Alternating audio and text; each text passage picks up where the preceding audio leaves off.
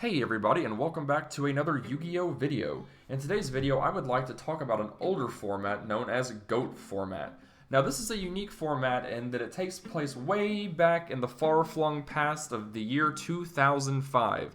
It's actually April 2005 to be exact. And this list is just kind of bonkers.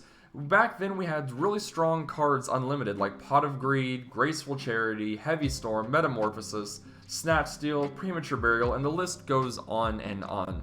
Now these are cards that a lot of you may have not had the opportunity to play with because they've just been on the list for so long because of how strong they are, but harkening back to the past and being able to play this past format, we are able to get a feel for how strong these cards truly are in a format that really prioritizes one-for-one interactions and utilizing your resources to the best of their abilities. That is one reason why I really like this format, because you have to think about your plays. You can't just throw all of your cards on the board at once, combo for 25 minutes, then look at your opponent and say, well, you're not going to be breaking my board anyway, so we may as well go to game 2. This is a very player interaction heavy format where both players get to just play for multiple different turns, usually past turn 10 to 15 even, before you can really close out the game. Now this format does have a lot of different decks in it, but the main one is what they call GOAT Control, and that is the deck that you see on the screen right now. This is probably one of the most titular GOAT Control lists that you can find. It's very standard. It doesn't play a lot of like the Chaos cards, which you see a lot of people play like Chaos GOAT, which utilizes cards like Summon Sorceress and other, Thunder Dragon. They can discard itself to search 2 more copies of it, to feed your graveyard for Light and Darks, to utilize cards like BLS and Chaos Sorcerer like I mentioned earlier, but this is just very, very standard. So starting off here, I'd like to kind of go over the deck and then talk about it a little bit afterwards, and then I have a replay video I would like to show of me playing the GOAT mirror match with one of my friends. So we have 2 Air Knight Parshats starting off here, and as you can tell, these are definitely cards that just don't see play anymore. I think some of the only ones that you might see now are Torrential Tribute, potentially, and Book of Moon. Outside of that, a lot of these cards just don't see play in the current format, even though most of the monsters remain, unlimited or, somewhere on the list where they're still playable, but just, not played very much. A good example of that would be Morphine Jar here. It is at 1 in the current format, but people just don't play it. So we have 2 Air Knight Parshath, 1 Blackbuster Soldier, 1 Breaker the Magical Warrior, 1 Xarian Universe, 2 copies of Magical Merchant, 2 copies of Magician of Faith. I actually had built a different list that was playing 3. 1 Morphine Jar, 1 Sangan, 1 Serpent, 1 Tribe Infecting Virus, and 2 Tsukiyomi. Now really quick, I'd like to talk about the monsters before I move on to the spells. The reason why Air Knight Parshath is so strong is because it does piercing damage and also draws you a card. So in a format where you're really banking on your one-to-one interactions with your opponent, you want to be able to out-resource them similar to how you still want to play to this day. You want to be able to keep your advantage up over your opponent while putting immense pressure on it, and a 1900 beat save that does piercing through cards like Scapegoat, where they summon a 0/0 token in defense position, or really any other cards you can see here have pretty low defense. Air Knight Parshath really does put in a lot of work and baits your opponent's trap removal. So it would definitely bait like a Sakuretsu Armor or a Ring of Destruction, maybe even a Mirror Force if your opponent is really worried about getting behind on life and card advantage. Most of the time, this card will get answered pretty quick, but if it doesn't, you're putting a lot of pressure on your opponent and maintaining card advantage at the same time. Blackbuster Soldier is pretty self-explanatory. It's a very strong Chaos card. It was extremely strong back in the day, being able to attack twice to get over cards like Jinzo, which was usually side decked at the time, or main deck depending on what version of GOAT you were playing, and also to priority banish a card was insane. Now, one thing I did want to talk about while I'm talking about the monsters here are some rules that GOAT format has that we don't have any longer. Those would be drawing on the first turn, turn player priority, and continuous trap effects. So drawing on the first turn, the player that goes first does not skip their first draw phase and will draw a card. That is in this format and a lot of other consecutive formats, because this is a relatively new rule in the whole, scheme of the Yu-Gi-Oh, TCG in its entire lifetime. But definitely I think a lot of people right now are used to just not drawing on their first turn. Now, one thing that you may have heard in the past is about turn player priority, and that is still a thing, but not in the same aspect as it is in GOAT. Turn player priority in GOAT is that the turn player has the ability to activate an ignition monster effect during a closed game state.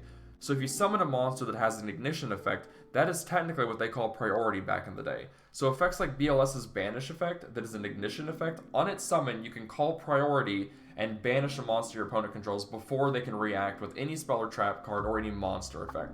Same thing goes with Tribe Infecting Virus, where you can discard multiple cards as its effect is an ignition effect to call different types of monsters in your opponent's field and destroy them. A notable one here that's a little bit different is Breaker the Magical Warrior. His ignition effect is to place a counter on the card. So if you say priority, you're only getting the counter as priority, not the pop effect. So that is definitely something to note. It's very important when you're playing GOAT to realize these things. The last one here was about the continuous trap effects. It's just the continuous trap effects may not be activated and activate their effects at the same time. To use the effect of a continuous trap card, that card must have already resolved and be face up on the field. So that would be, I can't really think of any examples off the top of my head, but if you're utilizing some older GOAT cards that are continuous that have to activate and then apply their effect, they do have to currently be face up on the field and then activating their effect. It wouldn't happen kind of like in sequence, like activating and then resolving its like unfield effect. So those are just a few things to note when you're playing GOAT. I really wanted to talk about it primarily for like the ignition monster effects, since we're talking about the monsters here, but the other two are definitely something you want to keep in mind. So Xarian Universe here is another really good card that's extremely controversial because a lot of people say that this card should not be GOAT legal because it was, I believe, in a 10 and then released. And there's just a lot of debate, like when the 10 was actually released, when could people actually get Xarian Universe as a card to play physically? So you'll see people that argue against the fact that, maybe you shouldn't play Xarian or maybe Xarian's fine. But when you're sitting down to play GOAT with somebody, a lot of people do take it really seriously, so it's good to clear the air. Are we allowed to play Xarian? If not, just take out 2 copies, put in some different GOAT cards, maybe from your side deck. It's always good to carry around just a few spares in case you run into somebody who doesn't like to play with Xarian. I personally find it fine. I think it adds a lot to the game. It threatens GOAT tokens because this card can make itself lose 400 attack, and if it does inflict piercing. So it's really unique. It doesn't make GOATs just kind of like a bore to get over turn after turn, especially if you're scared to like commit into a lot of back row. Your opponent could just be using GOATs to like stall continuously just to kind of amass advantage. This puts a little more pressure on your opponent, and I think it adds more to the game itself. Then we have flip effect monsters like Magical Merchant, and Magician of Faith. These were great because a lot of spell cards in the day were power spells. So we have like Delinquent Duo, Heavy Storm, Graceful Charity, Pot of Greed, Metamorphosis for your GOAT tokens and for your Sinister, and a myriad, other cards. So you really wanted to be able to dig for them. And this just excavates cards from the top of your deck until you excavate a spell or trap. So anything that you can get off Magical Merchant would be, past the monsters here. And these are all just great cards to kind of get for free. It is worthy to note, if you think your opponent has, Nobleman of Crossout or what they effectively call knock, you might not want to play into it, but, most of the time, if it's just, starting the duel or whatever, it's not terrible to set, cards like Magical Merchant. One card you do want to hold, though, until later in the game would definitely be Magician of Faith, because when she is flipped face up, she adds a spell card back from your graveyard to your hand. So this would be unique because you had interactions like, setting Magician of Faith, getting back a Graceful or a Pot of Greed, normal summoning your copy of Tsukiyomi and flipping your Faith back down, and then being able to activate that on the next turn. So it's definitely looping your resources, kind of just in the older format version of being able to do it. So really unique interactions like this make the game extremely fun. So we have Morphine Jar. I don't feel like that card needs an explanation. It's just a flip effect, and then both players discard as many cards as possible from their hand, and then you draw 5 cards. If you're smart, have a lot of spells and traps, you set all those, your opponent swings into it, you get 5 free cards. If your opponent didn't, play around it, they have to discard their whole hand, draw another hand, and at that point you're just effectively like plus 5ing, which is just kind of insane. Then we have cards like Sangan. This has since been errated, but back in the day, as long as this card leaves the field, you get to search for a monster with 1500 attack or less from your deck to your hand. Didn't really have, those crazy restrictions during the time. It's just really good in this format because you can search cards like Tsukiyomi, Magician of Faith, Magical Merchant, you can search your Morphine Jar. So it's really just a card that kind of like replaces itself. And in this format, you really don't want to let your opponent start like searching for cards. So they have to find ways to kind of out this, like, maybe booking, like with Tsukiyomi, you're putting it face down with Tsukiyomi and knocking it. using Book of Moon and knocking it, banishing it off BLS. So there's a lot of, like 1-for-1 card interactions that you have to weigh before you make your plays. And, that's just an example of one of them. Sinister Serpent's great because you can actually just use this card as your level 1 for Thousand Eyes Restrict using Metamorphosis to tribute it, and then summon Thousand Eyes. Thousand Eyes' Ignition effect does have priority in this format, so you do get to just target your opponent's monster, suck it up for free. This card comes back on the next turn. It's also good in tandem with Tribe Infecting Virus because you discard it and just get it back. It's a free resource that you're not really losing to remove opponent's resources. Then we have Tsukiyomi. This card's great because it can flip your own cards face down, so like you flip effect monsters to reuse their effects, but it also flips your opponent's monsters face down as well. So if you're being controlled by Thousand Eyes Restrict, Tsuki is a good card to search off of like Sangan, because you can flip your opponent's Thousand Eyes Restrict face down, then you're no longer under the, can't attack, can't change battle position effect that Thousand Eyes has. So, moving on to the spells, we play 3 Book of Moon, pretty much the same reason for Tsuki. Stops attacks is really good. Delinquent Duo, because it effectively rips 2 cards out of your opponent's hand. One, you just randomly pick, and the other one your opponent gets to discard. Graceful Charity, because you draw 3 cards and then discard 2, so you can discard cards like Sinister that don't really, lose you any card advantage in the long run because you just get it back in the next turn. Can draw you into your power spells. Heaviest Storm, because if your opponent's committing too much to the back row, you can just blow them out, or if you're, wanting to swing for game or bait back row, you can just slam heavy. Metamorphosis, this is like the fusion, quote-unquote, aspect of the deck. It just tributes 1 monster and special summons 1 fusion monster from your extra deck with the same level as the tributed monster. So most of the cards you see here in the extra deck are levels that you play in the main deck, so you can utilize this card a lot more. And these do have really good effects in the game, so they're definitely something to not really sleep on. These are very powerful cards, but so are the extra deck cards in the format. MST is that won this format, so you just play it as like a spot back row removal. You can change it to cards like Snatch Steal so you don't lose your card, Premature Burial and stuff like that, Call of the Haunted as well. You have Nobleman of Crossout, which you target 1 face-down monster on the field, destroy that target, and if you do, banish it. Then, if it was a flip effect monster, each player reveals their main deck and then banishes all cards from it with the monster's name. So, if I knock my opponent's Magician of Faith, I get to look through my opponent's deck to see if they have any more copies of it. Even if they don't, have any more copies or, have like their last copy in their hand, you still get to look through your opponent's deck if it's a flip effect monster, which is really nice because then you get kind of card knowledge on what your opponent may or may not have in their hand. This kind of harkens back to like why Smoke Grenade just got banned, because having that hand knowledge is just crazy. Knock is just very, very strong. Pot of Greed, it's a draw 2, I don't know what else to say.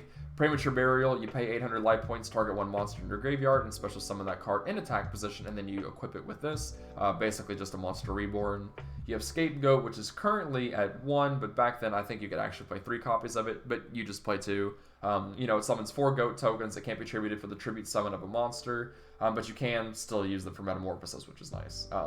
Snatch Steal just says, gimme, I want that card. You have it, I don't, I would like it. You can take BLS, Aeronite Parshath, Xarian. It's just a really good card to play because you can also Snatch Steal your opponent's monster, then Tsuki book it, and then you get to keep it. This will fall off and go to the grave. Your opponent doesn't gain 1,000 life anymore, and you just keep the monster permanently. Call of the Haunted, it's your pseudo monster reborn. Dust Tornado, a good way to bait back row. Oftentimes you see people trading with this. One of the effects of Dust Tornado that a lot of people don't realize is that when you activate this card, you target 1 spell or trap card your opponent controls, destroy that target, and then you could set 1 spell or trap card from your hand. So if you do this on your opponent's turn, you're able to set a trap card, and then you have it live on your following turn, if it's like Call of the Haunted or something like that. Mirror Force, because it's at 1. Ring, back in the day you could actually tie with Ring of Destruction, so if you and your opponent's life points are both lower than the monster that you ring, it is a tie. It doesn't burn you and then burn your opponent, it burns at the same time, so you can force draws this way. Then we have Sakuretsu Armor, it's just really good to get rid of attacking monsters, and Torrential Tribute punishes overextending. So under the extra deck here, I'm not going to talk about these monsters too much because they're just your generic fusions, but Dark Ball to the Terrible. It does, when a normal spell card is activated, you can negate the effect by paying 1,000 life points. That's really good. And the effect of effect monsters that this monster destroys as a result of battle is negated. So cards like DD Warrior Lady is played a lot in this format. This can negate that effect and avoid being banished. Then you have Dark Blade the Dragon Knight.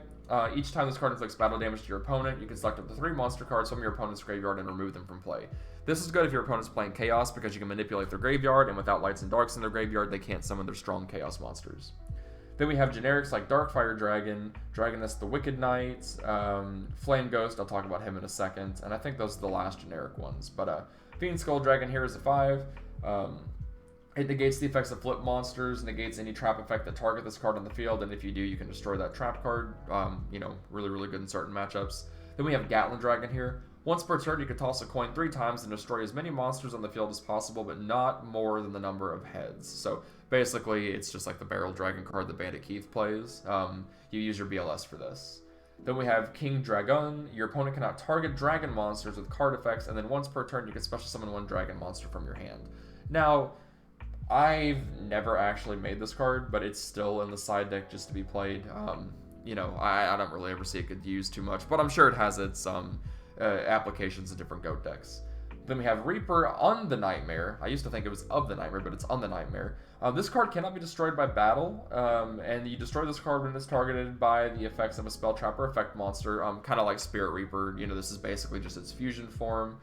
This card can attack your opponent's life points directly, even if there is a monster on your opponent's side of the field, and if this card successfully attacks your opponent's life points directly, your opponent discards 1 card randomly from his or her hand. So really nice, kind of in a closed game state where your opponent's top decking. Very, very useful.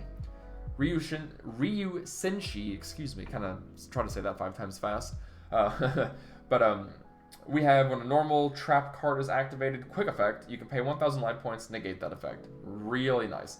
But this card must be face up on the field to activate and resolve this effect. So if you chain and then they book a moon, you know, the trap card still technically quote-unquote resolves depending on what the trap card is. And then it also negates the effects of any spell card that target this card and destroys it. Last, we have Thousand Eyes Restrict, probably the strongest fusion monster in GOAT. It makes it to where other monsters on the field cannot change their battle positions or attack. Once per turn, you can target 1 monster your opponent controls, equip that target to this card, max 1, and this card's attack and defense become equal to that equipped monster. If this card would be destroyed by battle, destroy that equipped monster instead. Now, one thing to note, you can steal face-down monsters with this, but he does not gain the attack and defense of that card because it is not recognized since the card is not face-up. You know, it still has its other applied effects and everything, but it just will not gain the attack and defense. So that is kind of the overview of GOAT and this specific list for GOAT format. I will be showing the duel after this, so let's go ahead and just jump right into it. Alright, so starting off here, I win the die roll, and we will see that I do get to use the new rule, or the old rule, I guess, that I do get to draw on my opening turn. And my hand is absolutely cracked for this format. It is just insane. Delinquent Duo and Pot of Greed, you really couldn't ask for a better hand than this, especially with Magical Merchant as like a really good follow-up. So I do Shotgun Pot of Greed here, which, you know, you normally do, and then I draw into Heavy Tribe. This is insane. So these are extremely powerful cards. This card's currently at 1 after being banned forever, and then I get to rip 2 cards out of my opponent's hand. So I roll the dice just for random's sake, and I do believe that I rip the Tribe out of his hand. Or no, I rip the Breaker, which is even better because I have Mirror Force and Book of Moon in my hand. So crazy. And then my opponent discards his copy of Ring of Destruction, leaving him with Tribe, Heavy Storm, and Blackbuster Soldier in his hand. So I decide to set Magical Merchant and then set Book of Moon and pass. My opponent normal summons Tribe and swings into my Magical Merchant. Magical Merchant activates, and I get to mill cards off the top of my deck until I hit a spell or trap. I hit Torrential Tribute and then add it to my hand, milling Xarian Universe in the process. My opponent sets 1 card and passes. I draw and draw Air Knight Parshath. This is a great card, but just not needed at the time. My opponent activates his Dust Tornado, popping my recently set back row, which was a bluff, that Metamorphosis that I drew. So my opponent decides to set 1 more card from the effective Dust Tornado, and then proceeds to his turn, drawing Air Knight Parshath. My opponent just decides to enter battle phase and swing with Tribe instead of sacking for the Air Knight because he's afraid of what my back row might be. I decided to take it because I figured I could just answer it next turn if I needed to, and I think that's what I end up doing. So I know I'm getting attacked by Tribe here. Now this is something that I probably should have thought a little bit about, but I really needed to find a way to get rid of Tribe. I go to attack, nothing on attack declaration, so I decide to Book a Moon and then run the card over. Not a terrible interaction, but, you know, it's not like I plan on using Tribes because if I call Aqua, I also destroy Tribe himself. So I set 1 card and pass to my opponent.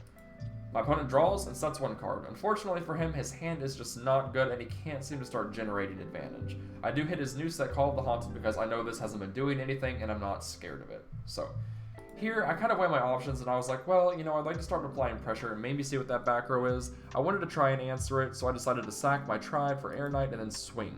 He takes the 19, surprisingly, and I get the draw. I'm curious about what the back row is, so I set the MST, and I decided that, you know, I'll probably end up just popping the back row if he sets nothing, but he does set a new back row, and I chain the MST on the end phase, popping his Scapegoats. Now here, this is when this would be very useful. We have Air Knight Parshath and Xarian Universe in hand. I would be able to double pierce over his tokens, dealing damage, and basically rendering the GOAT tokens useless, unless he had a card like Metamorphosis. So, we'll continue to play here. I draw Dust Tornado for turn. And then I just decide to summon Xarian Universe, swing for 18, and then swing for 19 with our Air Knight Parshath, drawing us yet another card. Our opponent is extremely low on resources, and I just keep amassing advantage. I set one card and pass. My opponent top decks an amazing card. They rip the Graceful Charity, draw Scapegoat, Duster, and Book of Moon. Unfortunately, just all cards that aren't really going to do much for him here. He Heavy Storms my single back row, which is kind of a pseudo bluff. It's Dust Tornado. It wouldn't have been bad, but at this point, he really just can't do much.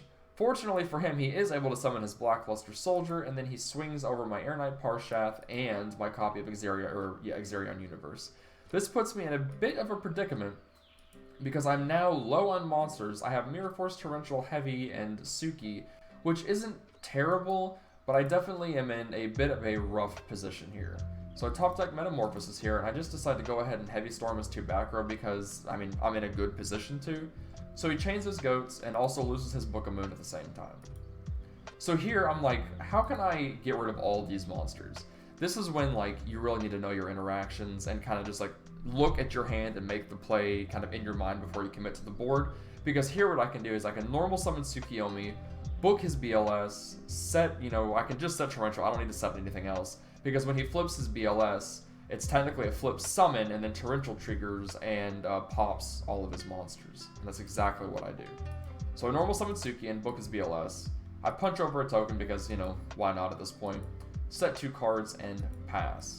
So my opponent opens Tsuki for his next draw, flips the BLS, and then I Torrential Tribute everything. Now we are both pretty much top decking at this point. He has Tsukiyomi, I have Metamorphosis and Tsuki, and then I draw Scapegoat. This is where one of the unique interactions in GOAT comes from, where you can just basically Tsuki control your opponent with Thousand Eyes, and that's what I end up doing. Unfortunately for my friend here, he's just gonna get stopped by the Mirror Force and the Xarian attack. I do Goats in the end phase, and then as you can see, it's definitely kind of game from this point out. I'm gonna go ahead and just fast forward because it's pointless to kind of talk about it anymore. The writing's on the wall. I swing with Tsuki after taking his Tsuki, booking this. He rips Pot of Greed, which is just insane, but luckily for me, I'm able to take his Magician of Faith. Snatch still does nothing here, and he's really not going to be able to do anything. So, he's going to top deck, Parshath decides to pass, and then we go to game 2. So, our opponent is on the play and draws for turn. Normal summons Xarian Universe, and he drew Heavy Storm again in his opening. Very nice. Tsukiyomi, MST, Ring of Destruction, and Metamorphosis. Now, this is really good. Basically, these are all control cards. And then he gets to utilize this to punish my back row if I decide to keep setting cards. And he also has Metamorphosis, you know, for when if he ever gets good level 1s or, you know, any other higher level monster on the field. I open BLS, Metamorphosis, Snatch Steal, Xarian, and Sinister. Now this is really good because the Sinister Metamorphosis interaction gets me to Thousand Eyes, and that answers this card pretty easily. So let's go ahead and play this here. My opponent sets MST and passes. I draw another copy of Metamorphosis. A little bad considering I already have a single copy of this card. So I set my Sinister Serpent so it doesn't get, you know, like hit with any removal card before I can Metamorphosis into Thousand Eyes priority effect to take Xarian, and then I go to swing. I think my opponent chains MST here. He does, just so he doesn't take any damage and gets the Xarian engraved, and then I pass to my opponent. My opponent normal summons his copy of Tsukiyomi to book my Thousand Eyes, so he's no longer under the can't attack restriction or change battle position restriction, and then swings over the Thousand Eyes. He ends up setting his copy of Dust Tornado, and then passes. Tsuki returns in the end phase because it is one of the many effects of the spirit monsters, and then he passes to me. I top deck Dust Tornado here, and then I get Sinister Serpent back to hand because this card just basically, like I said in the deck profile, replaces itself turn after turn. So I normal summon Xarian here, just thinking I could probably swing. I don't really expect to see much from him at this point because I know he's probably holding back row. You never really commit too much to the field. You know, it's just not smart with Heavy Storm in the format. So we trade Dust Tornadoes here. He decides not to set anything. That's fine with me. He gets another copy of Metamorphosis and then ends his turn. So he has Ring set off of Dust Tornado now, and now I'm kind of gaining advantage, which is really nice. So I decide not to commit anything else to the board yet. I swing with Xarian, and then he decides to ring it. This is good because if he just lets this go through, he's still going to have to answer Xarian at some point, and then he would just be down another 18. So you may as well go ahead and answer while you can. So I set Magical Merchant and end my turn. My opponent draws Scapegoat, which is great considering he has 2 Metamorphosis and a Suki, so he basically gets to just control me with Thousand Eyes, you know, until the cows come home. He has 4 ways to just, you know, utilize Thousand Eyes, even though he only plays 3 copies of Thousand Eyes in the extra. You just have that, like, flexibility. So I flip my copy of Magical Merchant after drawing for turn. I draw a Ring of Destruction, and then I mill Scapegoat, which is great because I also have Metamorphosis. Now, it's not too terrible because I did have Sinister Serpent and I didn't really need to utilize Scapegoat, but Scapegoat does prevent me from just dying quicker. I decide to swing for 200 because why not? I'm already in attack position. My opponent takes it because why not? And then I set my copy of Scapegoat, and then he activates his on the end phase. Alright, so my opponent top decks Torrential Tribute and decides to Metamorphosis here into Thousand Eyes Restrict. Thousand Eyes takes my copy of Magical Merchant, putting him to 200, 700. So he goes ahead, swings for 200. I take the damage because I just don't need to answer it. I don't need to use goats here because I'm not taking copious amounts of damage. Just seemed pointless. So now I draw Xarian Universe for turn, and then I set my copy of Ring because Ring will just answer this, and then I'm free to swing over his tokens with Xarian, and from then on I can just kind of control with Serpent Metamorphosis. My opponent does top deck his own Xarian Universe and just passes it to me. There's no need for him to commit any resources to the field at this point, strictly because, you know, he's already in kind of a controlling position. He definitely wants to wait for me to answer his board before he does anything. So I go for my Scapegoat on the end phase and then draw for my turn. I top deck Call of the Haunted, which is really nice. And here I'm debating what I should do because I need to answer the Thousand Eyes. So I go ahead and I use my Metamorphosis, use my Thousand Eyes to take his Thousand Eyes, and I believe I just pass turn. Yep. So my opponent draws Knock, so he has Suki Knock now, which is great. Normal summon Tsukiyomi, Book of Moons, my Thousand Eyes Restrict, and then answers that with Knock. Very smart. He didn't really have to use the Knock here, but he may have been afraid that if he swings, I was going to answer his Tsukiyomi with the back row and then just have my Thousand Eyes live at that point again. So it was definitely, I think, the smart play for him to go ahead and answer that with Knock. I top deck Sangan, which isn't bad. I still have Xarian in hand, so I want to utilize it. But then I get hit with the Torrential Tribute. It's like game 1, but now this time it's hurting me more than my opponent. Absolutely terrible, but, you know, sometimes you're going to be putting yourself into positions like that where you just fall into a Torrential Tribute. Not terrible, especially with the cards in my hand, but definitely not something you want to deal with. I'm still not committing too much to the back row because I don't want to fall prey to a Heavy Storm, but I figured, you know, having Ring here is just safety enough. Now, basically, I make the same play that my opponent did earlier on in this game. I hit his Xarian here because if I just let it go through, I'm just going to be taking 18, and then I still have to answer it, so I may as well just answer it now. My opponent sets one card, a copy of Scapegoat, and then passes it to me. Top deck Tribe Infecting Virus, and I believe, yep, I normal summon Sangan here and poke for 1,000. He activates a Scapegoat, so he doesn't take any damage because he's already low on life and just doesn't want to risk taking any more. So I swing over a token instead and proceed to my main phase 2. I set one card and then I pass. My opponent draws Delinquent Duo, which isn't terrible, but he has another Metamorphosis. This answers my Sangan, so I'm not going to be getting this effect anytime soon unless I can answer his Thousand Eyes. So he takes it, gains 1,000 attack, 600 defense, I believe. Yep, 600 defense. Duos me here, and I was like, oh god, please do not hit Tribe. Tribe Sinister here is just so good because I can answer his full board. And lucky for me, I believe he just hits my Snatch Steal. So let's see. Yep, he hits the Snatch, and then I discard the Serpent because I'm just going to get Serpent back on my standby phase. So I draw Book of Moon, get Sinister Serpent back here, normal summon Tribe, use Tribe's effect, sending Sinister Serpent to call Beast, and then I also call Spellcaster while I'm at it. I get the Sangan Surge, and now that my opponent has an open field and only 1,400 life points, I believe he sees the writing on the wall at this point. I swing for game and just kind of flex the Call of the Haunted, and yeah, that is the duel. So that just really goes to show how important one-for-one interactions are in this format, how fun and interactive this format can be. So I hope you guys take a lot out of this. I hope this might be able to get some people kind of into GOAT. GOAT format's relatively cheap to get into, as most of these cards can be found in common rarity. You know, this deck can run anywhere from maybe like $40 to like thousands and thousands of dollars depending on what copy of the cards you get, but it is just extremely fun to get into if you're bored of the current metagame. You know, I play this all the time, you know, outside of playing meta decks, so it's definitely something that I encourage people to get into. So thank you all very much for watching this video.